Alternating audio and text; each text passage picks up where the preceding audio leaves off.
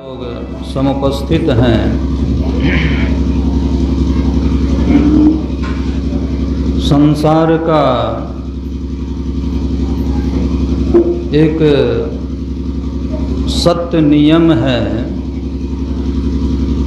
कि जो इस संसार में आते हैं उसको जाना भी पड़ता है। ये जीना और मरना सबके पीछे लगा हुआ है।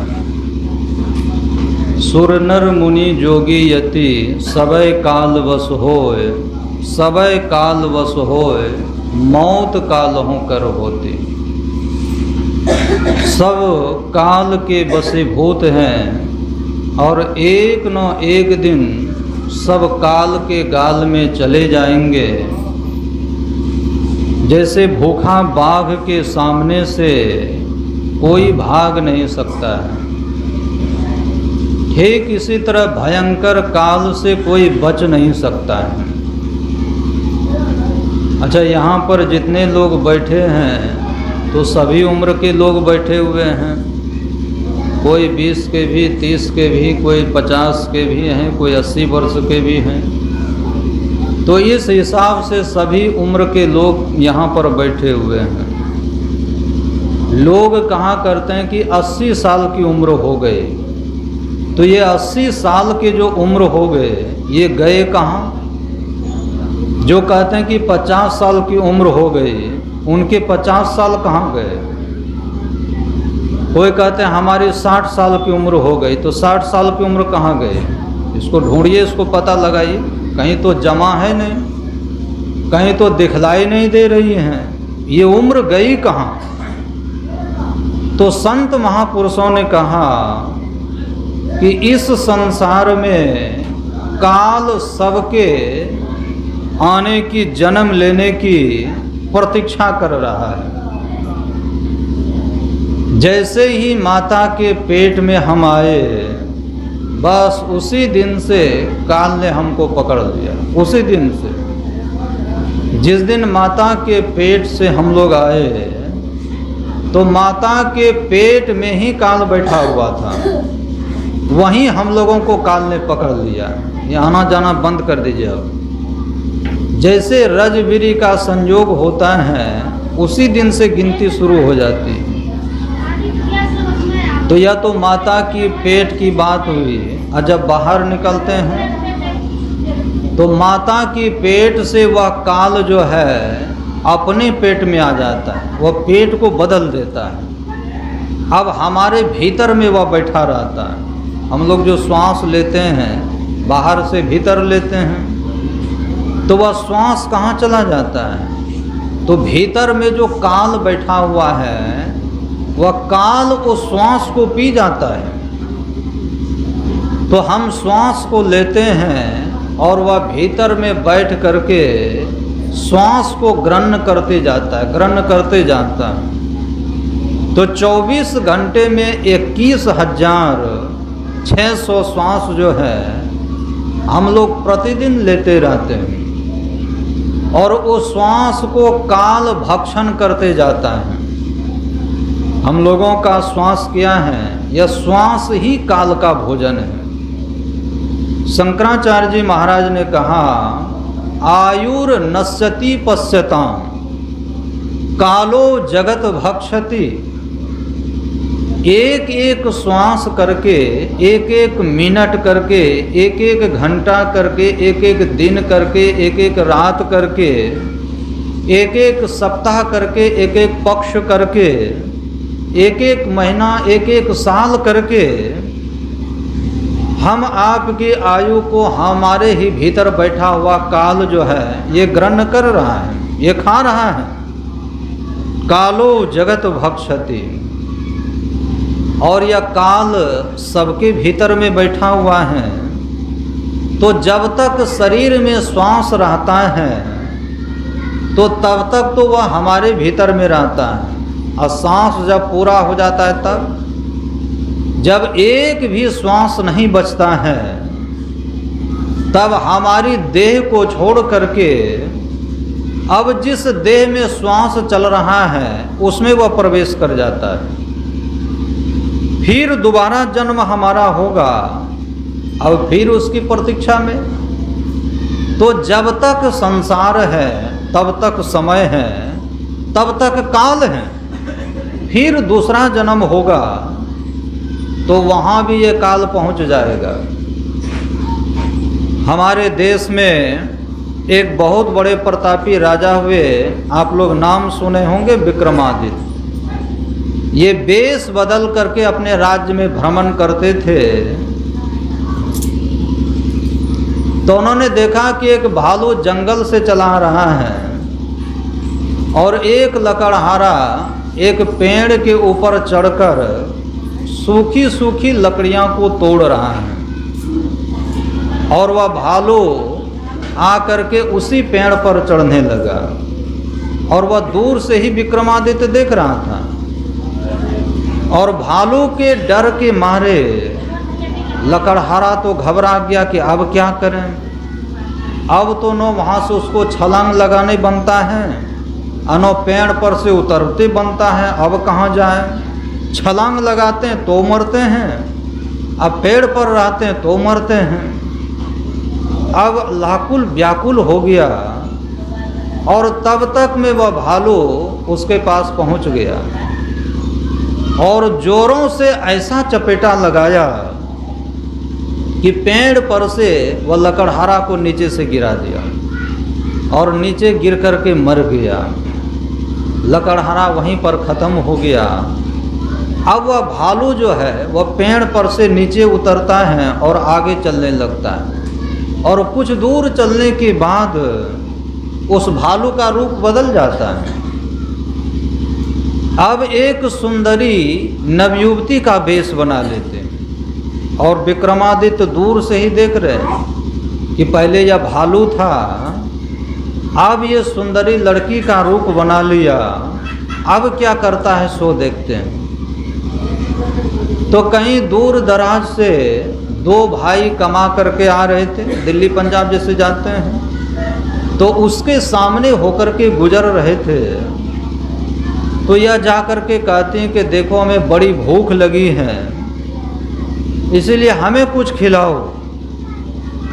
तो बड़ा भाई जो था वह कहता है कि देखो पैसे तो मेरे पास में है, पर खाने पीने की कोई सामग्री मेरे पास नहीं है, दूर से चल कर के आ रहा हूँ, तो पैसे हमसे ले लो और बाजार में जा कर के कुछ खा लो। तो वह नवयुवती कहती हैं कि मैं कहीं बाहर जा कर के खा नहीं सकती, हाँ तुम खरीद करके कुछ ला दो तब मैं खा लूँगी। अच्छा अब तक हमारी शादी भी किसी से नहीं हुई है, तो तुम ही मेरे से शादी भी कर लो। तो बड़ा भाई जो था उनको बड़ी खुशी हुई है कि इनकी भी शादी नहीं हुई है, मेरी भी शादी नहीं हुई है, तो चलो शादी भी कर लेंगे। तो छोटा भाई को वहीं छोड़ दिया उन्हीं के पास, और वह गया बाजार कुछ खाने पीने का सामान लेने के लिए। जब बड़ा भाई सामान लेने के लिए चला गया, तब छोटे भाई से कहते हैं कि अरे वो तो उम्र में बहुत बड़े हैं, उनके तो बाल पके हुए हैं, चेहरे पर झुर्रियाँ पड़ी हुई हैं, तो उनसे क्या शादी करना, तुम मेरे से शादी कर लो। तो छोटा भाई कहता है कि देखो तूने मेरे बड़े भाई को शादी करने का वचन दे दिया है, इसलिए तू उसकी पत्नी हो गई, और अब हम तुमसे शादी नहीं कर सकते। तो नवयुवती कहती है कि यदि शादी नहीं करोगे तो दोनों में से कोई नहीं बचोगे, दोनों मारे जाओगे। तो छोटा भाई कहता है कि बाद में जो होगा सो देखा जाएगा, पर अभी हमको धर्म का पालन करने दो।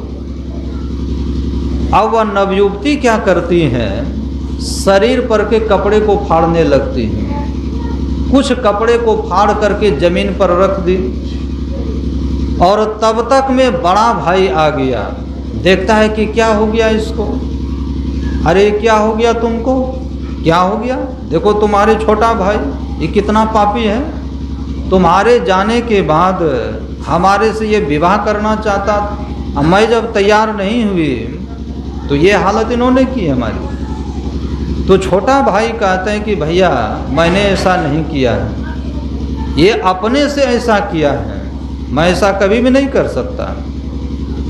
लेकिन बड़ा भाई को विश्वास नहीं हुआ, अब दोनों में लड़ाई हो गई। और लड़ाई जब शुरू हो गई तो दोनों के म्यान में तलवार थी, तो आपस में लड़ मर करके दोनों वहीं पर ख़त्म हो गए। अब वह नवयुवती जो है वहाँ से आगे बढ़ती हैं और कुछ दूर जाने के बाद काली नागिन का रूप धारण करती है। नदी के किनारे पहुँच गई और नाव पर बहुत सारे यात्री बैठे हुए थे और उन यात्रियों को लेकर के केवट नाव से पार कर रहा था। अब बीच नदी में जैसे ही नाव गई तो चलती हुई नाव पर वह नागिन चढ़ गई। अब नागिन को देखते हैं तो नागिन को देख करके नाव में भगदड़ मच गई, सब इधर से उधर करने लगे, सब एक तरफा खड़े हो गए, एक किनारे हो गए डर के मारे। तो जैसे ही एक किनारे सबके सब लोग खड़े हो गए तो नाव बीच नदी में ही डूब गई। तो सारे के सारे यात्री डूब करके मर गए। अब विक्रमादित्य दूर से यह दृश्य को देख रहा था और तब वह नागिन जो है नदी पार करके एक ज्योतिषी का रूप धारण कर लिया। तो नदी में स्नान किया और नदी के किनारे आसन बिछाकर बैठ गया और पोथी पत्रा उल्टा करके देखने लगे। तो विक्रमादित्य के मन में हुआ कि यही समय है उनसे बात करने का। तो पहुंच गए विक्रमादित्य ज्योतिषी के पास और पूछा कि महाराज आप कौन हो? तो कहा कि देख नहीं रहे हो, मैं ज्योतिषी हूँ। तो विक्रमादित्य ने कहा कि महाराज मैंने आपके सारे कृत्य को देखा है। भालू बन करके आपने क्या किया, नवयुवती बन करके आपने क्या किया, नागिन बन करके आपने क्या किया, और अब आप इस रूप में हैं, अब आप क्या करने वाले हैं? तो अब उसके भी मन में होता है कि इन्होंने तो मेरा सब कुछ देख ही लिया है, तो अब तो इसको बताना ही पड़ेगा। तब कहता है कि देखो मैं महाकाल हूँ। तो महाराज आपका काम क्या है? तो देखा नहीं तुम, ये सब तो मेरा काम है, काल का क्या काम है? इतने बज के इतने मिनट में किस विधि से, किस जगह पर, किसके माध्यम से किसकी मृत्यु है, मैं उस हिसाब से कार्य करता हूँ। अच्छा, यह विधान क्या है? यह विधान भगवान का बनाया हुआ है और उसके आदेश का मैं यही सब पालन करता हूँ, उसके आदेश का। तो उस लकड़हारे की मौत भालू के द्वारा लिखी थी। दोनों भाइयों की मौत आपस में लड़ झगड़ करके होनी थी और भारी नाव में जो बैठे हुए यात्री थे ये सबके सब पानी में डूब करके सबकी मृत्यु निश्चित थी। और अब पोथी पत्रा उल्टा करके देख रहा हूँ कि अब आगे क्या करना है, अब आगे किसकी मौत किस जगह किस विधि से लिखी है, वही उल्टा के देख रहा हूँ। तो विक्रमादित्य ने कहा कि अच्छा आप यही देख रहे हैं? हाँ मैं यही देख रहा हूँ। लोग क्या कहते हैं? लोग कहते हैं उसको इसने मारा, उसको इसने मार दिया, ये दब करके मर गए, ये नदी में डूब करके मर गए, तो ये जहर खा करके मर गए, फलाना रोग से मर गए। पर ये सब कुछ नहीं है, ये सबके सब सुनिश्चित हैं, एक एक सेकंड सुनिश्चित है। विवाहे जन्म मरणश्च यदा यत्र भविष्यति। हमारा धर्म ग्रंथ कहता है कि विवाह किसके द्वारा, किस जाति में, किस जगह पर, किस तरह का लड़का होगा, कहाँ होगा, ये सब कुछ सुनिश्चित है पहले से ही। जन्म सबका सुनिश्चित है, कहाँ होगा, किस घर में होगा, और किसके यहाँ होगा, किस कुल खानदान में होगा, मरण भी निश्चित है। तो विक्रमादित्य ने काल से पूछा कि जब आप इतने बड़े जानकार हैं तो मेरे विषय में भी आप बतलाओ कि हमारी मौत कब होगी। तो काल ने कहा कि देखो, या मैं नहीं बतलाऊंगा, मैं तो ठीक उसी समय आक्रमण करता हूँ। यदि बतला दूंगा तब तो सचेत होने का प्रयास करेंगे लोग, इसीलिए बतलाता ही नहीं, बिल्कुल अचेत में ले जाता। अच्छा, जाना है सबको, लेकिन किसी को पता है, किसी को पता नहीं है। अब देखिए, महाराज दशरथ भगवान के पिता हुए और उनका मनोरथ क्या था? उनका मनोरथ था कि कल जो है, कल हम राम को सिंहासन पर बैठाएंगे। सारी तैयारियां हो गई, लेकिन रातों रात क्या हो गया? कैकेयी के माथे पर काल सवार हो गया। कहाँ पूरी नगरी के लोग, अयोध्यावासी आनंद के मारे झूम रहे थे कि कल भगवान श्री राम जो है राज्य सिंहासन पर बैठेंगे। अब इतनी बड़ी तैयारी, इतनी बड़ी तैयारी कि सारे के सारे लोग रोती रह गए और भगवान श्री राम जंगल चले गए। तो सबके सामने से भगवान जंगल चले गए, तो क्या से क्या हो जाता है क्षण में, पल में, यह किसी को पता नहीं। तो विक्रमादित्य ने कहा कि आप बतलाइए, हमारी मौत कैसे होगी? तो काल ने कहा कि देखो, यह मैं नहीं बतलाता हूँ, यह बतला दूंगा तब तो फिर तुम्हें कुछ अच्छा ही नहीं लगेगा। अगर यह सुनिश्चित हो जाए किसी को कि आज के 5वें दिन हमको यहाँ से जाना है या फांसी होने वाली है, तो कुछ अच्छा लगेगा उसको? तब कहता है, अच्छा किस तरह से हमारी मौत होगी, चलो यही बतला दो। तो काल ने कहा कि जब इतना मेरे पीछे तू पड़ ही गया है तो बतला ही देता हूँ। मकान के छत पर चढ़ करके, कूद करके तुम्हारी मृत्यु होगी। तो विक्रमादित्य ने कहा कि अब मैं तो छत पर चढ़ूंगा ही नहीं, मैं कूदूंगा ही नहीं। तो काल ने कहा कि जब वह समय आ जाएगा तो सारी दुनिया के लोग, परिवार के लोग के सबके रोकने पर भी तुम उस दिन रुकेगा नहीं, अपने ही जाकर के छत पर चढ़ जाएगा और सारे दुनिया के लोग मना करते रह जाएंगे, कहते रह जाएंगे कि नहीं कूदो, नहीं कूदो, नहीं कूदो, तो भी तुम उस दिन कूद ही जाओगे। वह समय जब आ जाएगा, उस समय तो किसी का सुनेगा नहीं। अच्छा, गुरु महाराज कभी कभी सुनाया करते थे, पढ़े होंगे, सुने होंगे। यमराज के घर के सामने एक पीपल का वृक्ष था और उस वृक्ष पर एक कबूतरी बैठी थी, और यमराज अपने घर से बाहर निकला तो आंगन में देखता है कबूतरी बैठी है। कबूतरी की तरफ नजर गया, तो कबूतरी की तरफ जब देखा तो एक टक से देखने लगे। अब जिसकी तरफ यमराज देखे, अब विचार कर सकते हैं उसकी क्या हालत होगी। तो कबूतरी तो डर के मारे थर थर कांपने लगी। कुछ देर तक यमराज ने देखा, उसके बाद घर चला गया और कबूतरी वृक्ष पर कांप रही थी। और तब तक में पक्षियों का राजा जो गरुड़ है वहाँ पहुँच गया।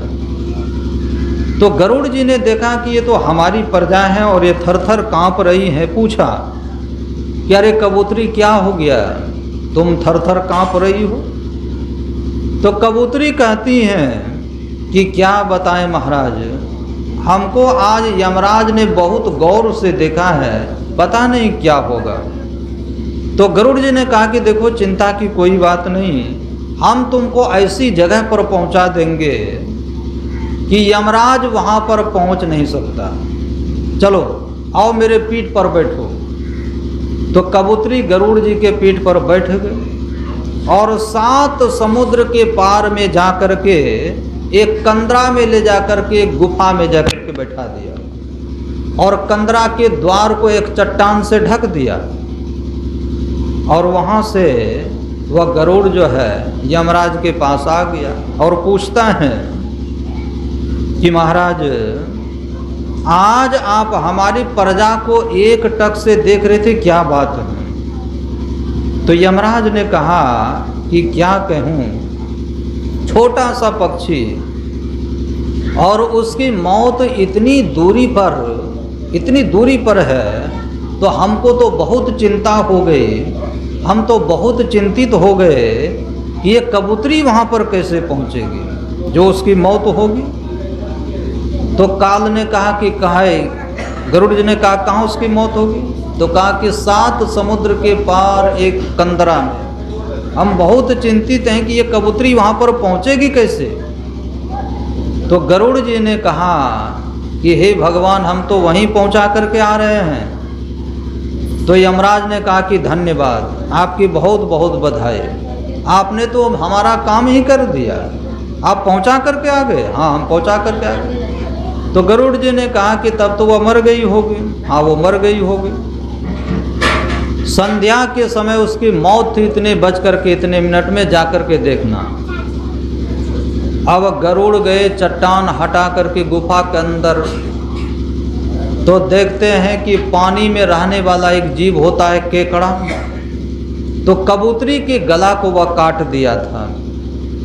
तो किस विधि से किसकी मौत कहाँ पर होगी, ये सबके सब सुनिश्चित हैं। संत कबीर साहब अपने पुत्र कमाल साहब को लेकर के जा रहे थे और देहात की माई चक्की चला रही थी, दाने डाल रही थी चक्की के अंदर और आटा बन करके बाहर निकल रहा था। तो कबीर साहब माई को चक्की चलाते देख करके कबीर साहब रोने लग गए। चलती चक्की देखकर दिया कबीरा रोए। तो कमाल साहब ने कहा कि पिताजी, आपको क्या हो गया, आप रोने क्यों लग गए? कहा देख नहीं रहे हो क्या, ये चक्की चल रही है? हाँ, चल रही है। तो चक्की को चलते हुए देख करके हमें बड़ी व्यथा हो रही। तो महाराज, चक्की चलेगी नहीं तो लोग खाएंगे फिर क्या? तो कबीर साहब ने कहा कि कमाल, किस तरह से यह चक्की चल रही है?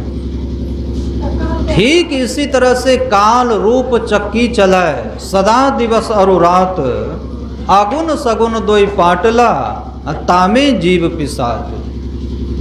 ये काल रूपी चक्की दिन रात चल रही हैं।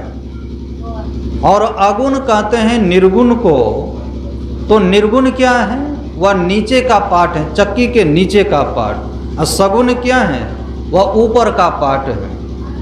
तो नीचे की चक्की स्थिर होती है और ऊपर की चक्की घूमती है। और जितने जीव हैं वही दाने हैं, और मौत उस चक्की को चला रही है। इसी तरह से सारे जीव इसमें पीसे जा रहे हैं काल की चक्की में। तो कमाल साहब जोर जोर से हंसने लगे। चलती चक्की देख के दिया कमाल ठठाए। कबीर साहब ने कहा कि अरे कमाल, मैं इस दृश्य को देख करके रो रहा हूँ और तू हंस रहा है, क्या बात है?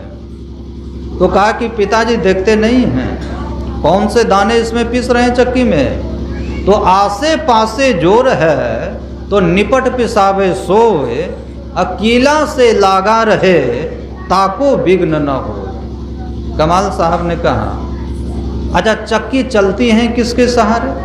तो कील के सहारे चक्की चलती हैं। तो चक्की के बीच में एक कील होती है। तो कहा कि पिताजी आप जाकर के देखिए, जो दाने कील से सटे होते हैं वे बिल्कुल सुरक्षित होते हैं, और जो कील को छोड़ करके इधर उधर घूमता है वही तो पीसे जा रहे हैं, वही दाने। तो कीला से लागा रहे ताको विघ्न न हो। ठीक इसी तरह से यह संसार क्या है? यह चक्की के समान है, और परमात्मा के सहारे यह संसार रूपी चक्की चल रही है। और जो जीव इसी जीवन काल में, जिस जीव ने परमात्मा को पकड़ लिया है, परमात्मा का चरण शरण ग्रहण कर लिया है, वह जीव पिसाता नहीं, वह जीव सुरक्षित रहता है। आसे पासे जो रहे निपट पिसावे सोए, बलि विक्रम बेनु दधीचि गए, अरु पारथ गए जिन भारत ठाना। बाली गए, बलराम गए, जिनके ककरी दस शीस लुकाना। और कौन सब गए? गए दुर्योधन जंग जुरे, जिन 64 कोस का छत्र बिताना। धरा का परमान यही तुलसी, जो फरा सो झरा, जो बरा सो बुताना। आए हैं सो जाएंगे, राजा रंक फकीर, एक सिंहासन चढ़ी चले, एक बंधे जात जंजीर।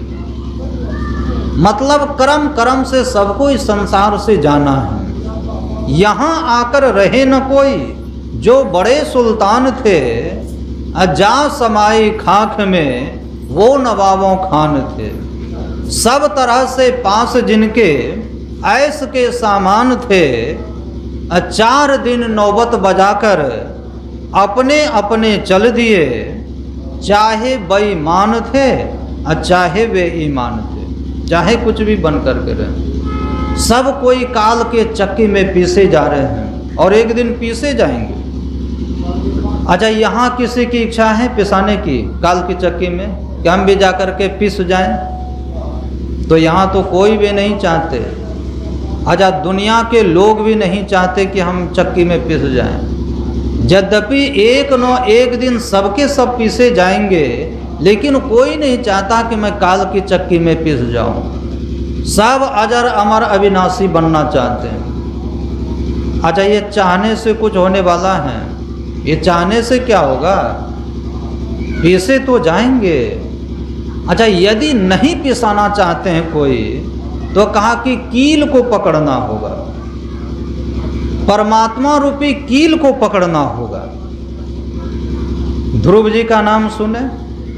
ध्रुव लोक से विमान आ गया ध्रुव जी को लेने के लिए, और नंद और सुनंद ये 2 पार्षद विमान को लेकर के आए थे, और विमान को खड़ा करके ध्रुव जी से कहा कि महाराज, आपके लिए भगवान ने विमान भेजा है, आप बैठो विमान पर और चलो यहाँ से ध्रुवलोक को चलो। तो ध्रुव जी महाराज ने कहा कि थोड़ा सा विमान का परिक्रमा हमें कर लेने दो, फिर चलते हैं। तो 3 बार ध्रुव जी ने विमान की परिक्रमा की। विमान कुछ ऊंचा था और ध्रुव जी की उम्र कद कुछ छोटी थी। अब ध्रुव जी सोचते हैं कि कैसे मैं विमान पर बैठूं, सीढ़ी तो लगी हुई है नहीं। तो तब तक काल वहां पर प्रकट हो गया, ध्रुव के सामने हाथ जोड़ करके खड़ा हो गया। महाराज क्या सोच रहे हैं, विमान पर पधारो।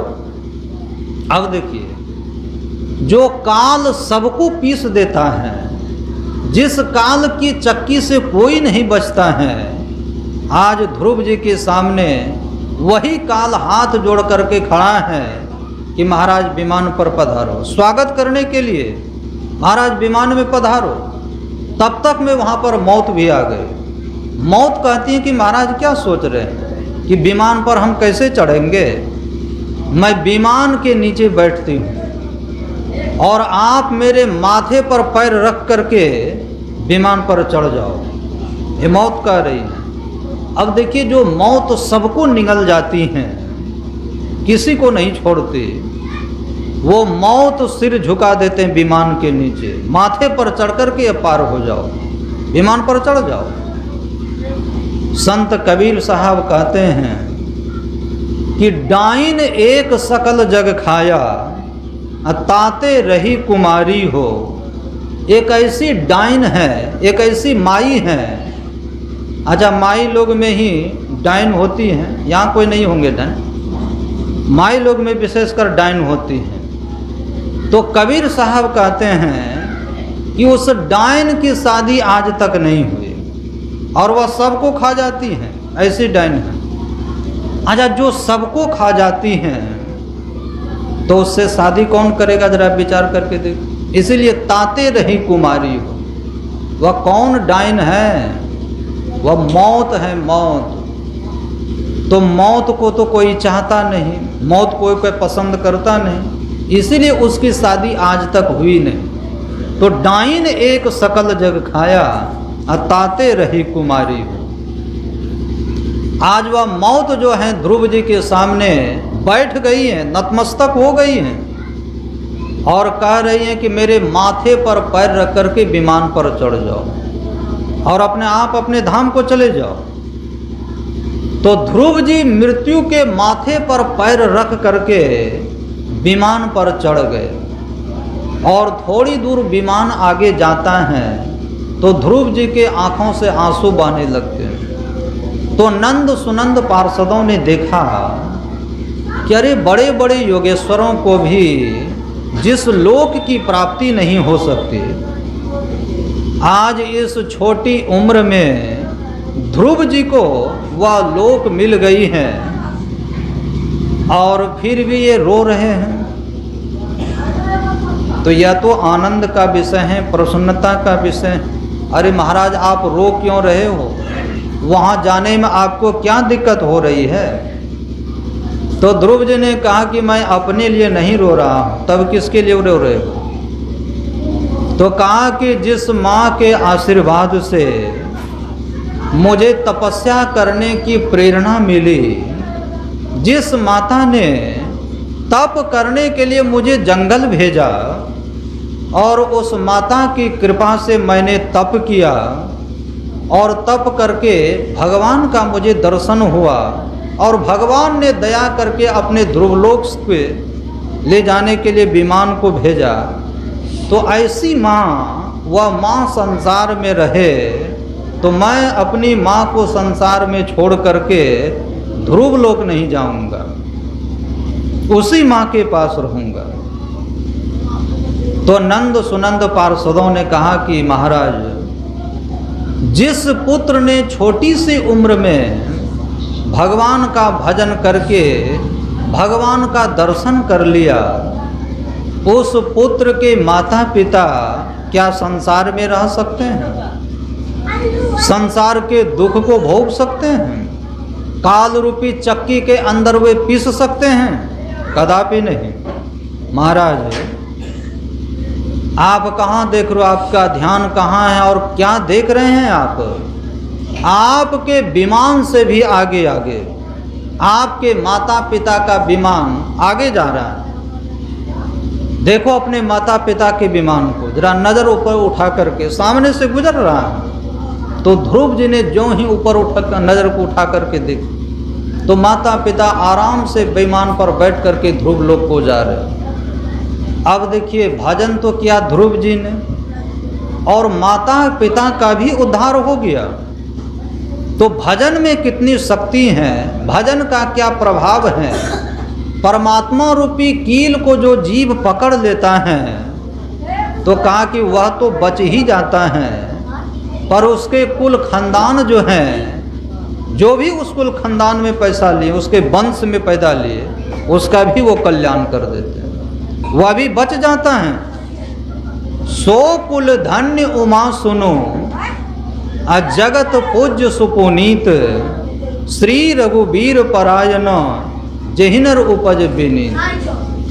गोस्वामी तुलसीदास जी, वह कुल धन्य हैं, संसार धर्म में पूजे जाने योग्य हैं, जिस कुल में भगवान का अनन्य भक्त हो, अनन्य भक्त का जन्म होता है।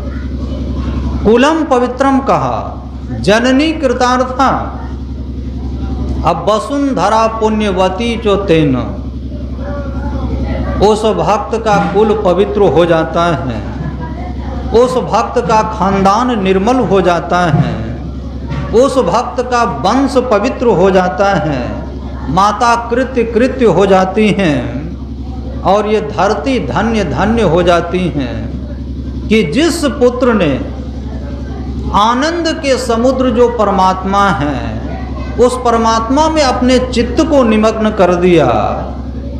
अस्फोट यंत्र पितरो अनृत्यंति चो पितामह, मद वंशे वैष्णवो जातः असो न स्त्राता भविष्यति।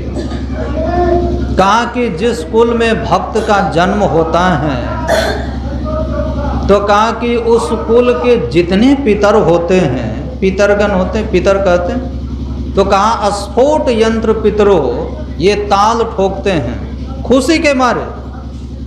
नृत्यंती चो पितामह, उनके पितामह जो है उनके वंश में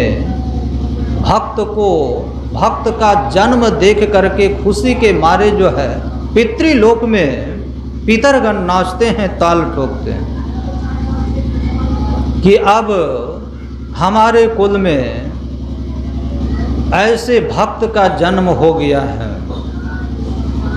कि ये भक्त जो हैं अब इसके जन्म से हम सबका अब परम कल्याण हो जाएगा, उद्धार हो जाएगा। मोदंती पितरो नृत्यंती चो देवता सनाथा चायम भोर भवते। नारद जी ने ये भक्ति सूत्र में वर्णन किया है।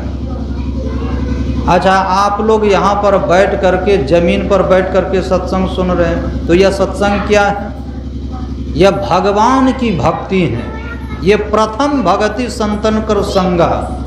तो आप लोग यहाँ पर बैठ करके भजन कर रहे हैं, भक्ति कर रहे हैं, भगवान का गुणगान कर रहे हैं, उनका गुणगान सुन रहे हैं, तो आप लोग तो जमीन पर बैठे हुए हैं, लेकिन आपके सत्संग में ये बैठने का कितना बड़ा फल है।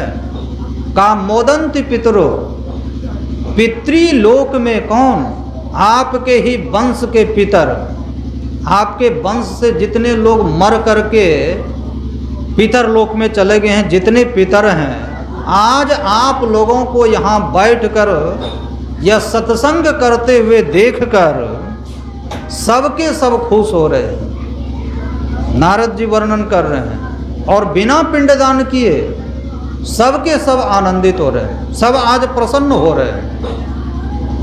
ये पिंड देने से मान लिया जाता है कि पितर खुश हो गए, पितर खुश हो जाते हैं, लेकिन हमें इस बात का विश्वास नहीं है, क्योंकि धर्म ग्रंथ बतलाता है।